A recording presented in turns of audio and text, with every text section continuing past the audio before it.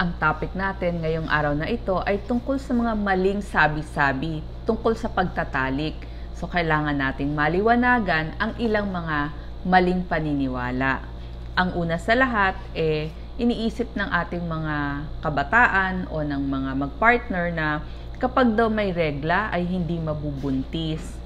Oo, hindi nga dapat mabuntis, pero posible din na mangyari. Bakit? Dapat kasi pag nagre-regla tapos nagtali, kailangan yung pinakamalakas na araw ng regla. Hindi pwede yung parang spot lang. Baka hindi mo tunay na regla yun. Kasi ang meaning ng regla ay ang paglabas ng dugo, ng unfertilized egg, at saka yung mga tissue na galing dun sa bahay bata ay inilalabas ng katawan. So, dapat unfertilized egg yung mga nandun. Pero, may mga pagkakataon, maaari ding mabuntis kasi nga, baka naman last day na nung regla at umabot pa dun sa kanyang ovulation. So, dun sa mga gumagamit din ng mga rhythm methods, kailangan dun sa kalakasan ng regla para hindi mabuntis. So, sana naging maliwanag yon. Number 2 na maling paniniwala o haka-haka, ito usually sa mga kabataan nito mabubulag daw kapag nagbati. Ang sagot ko naman, hindi naman mabubulag kasi hindi naman konektado ang maselang bahagi ng katawan sa mata. So, hindi konektado yung dalawang parts of the body na yon. So, hindi mabubulag. Ikatlong mga haka-haka o maling paniniwala or mga naririnig, ang babae daw ay hindi mabubuntis sa unang pagtatalik. Alam nyo po, yan, hindi daw mabubuntis ang ating mga kababaihan sa unang pagtatalik. Maling paniniwala ito. Kahit unang beses lang o kahit isang beses lang, pwede pa rin mabuntis ang isang babae. Ang pag-iwas o abstinence pa din ang tanging paraan para hindi mabuntis. Mga babae, ingatan din ang inyong katawan, lalo na kapag umattend kayo ng mga parties, tapos nalasing kayo or nilasing kayo nang hindi ninyo alam. Marami ho ako nakakita mga kabataan, doon sila nabuntis sa mga ganitong pagkakataon. So, sana maiwasan natin yung ganong paniniwala na, isang beses lang naman, unang beses kasi hindi naman ako mabubuntis. Hindi po. Maaaring mabuntis unang beses or kahit isang beses lamang ginawa ang pagtatalik. Ikaapat na paniniwala o yung mga haka-haka, kailangan daw umihi o maghugas ng maselang parte o kaya tatayo o kaya naman mag-shower pagkatapos ng pagtatalik para hindi mabuntis.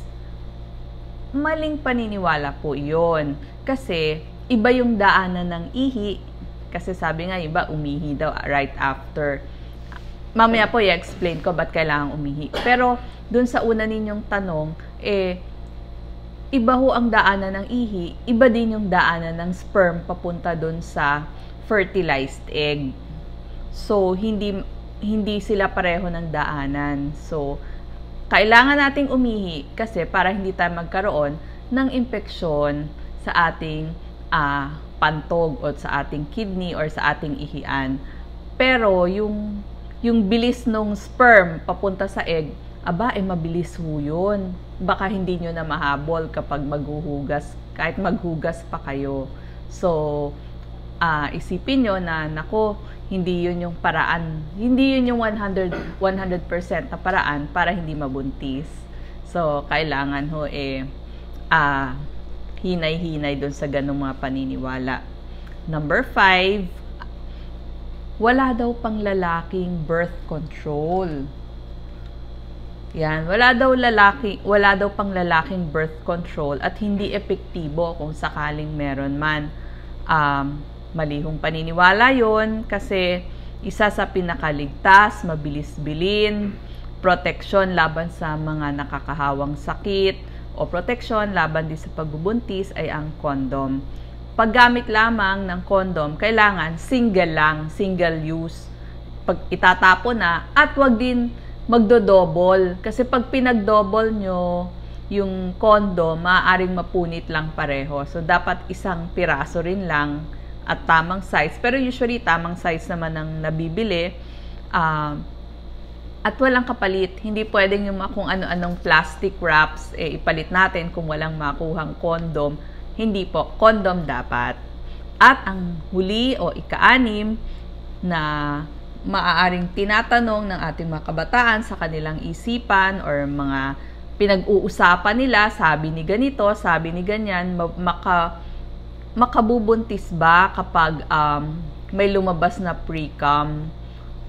Oo, ito kasi, sagutin ko muna, maliit ang pag-asa na mabuntis o makabuntis dahil lang naglabas ng pre-cum.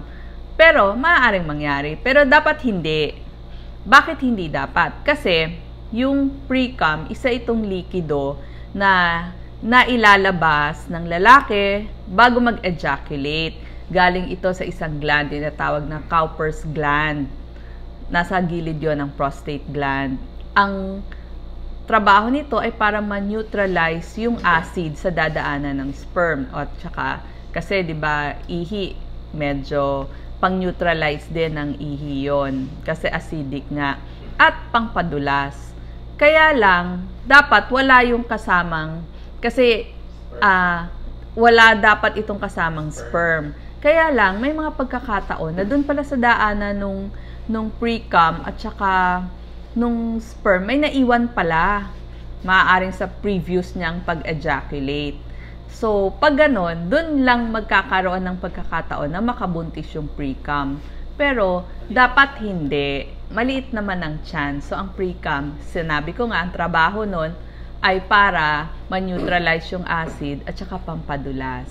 So, sana po naliwanagan tayo doon sa mga haka-haka at saka mga pinag-uusapan ng mga pag nagkukumpulan na ito ho ang paliwanag doon sa ating mga iniisip. Maraming salamat po.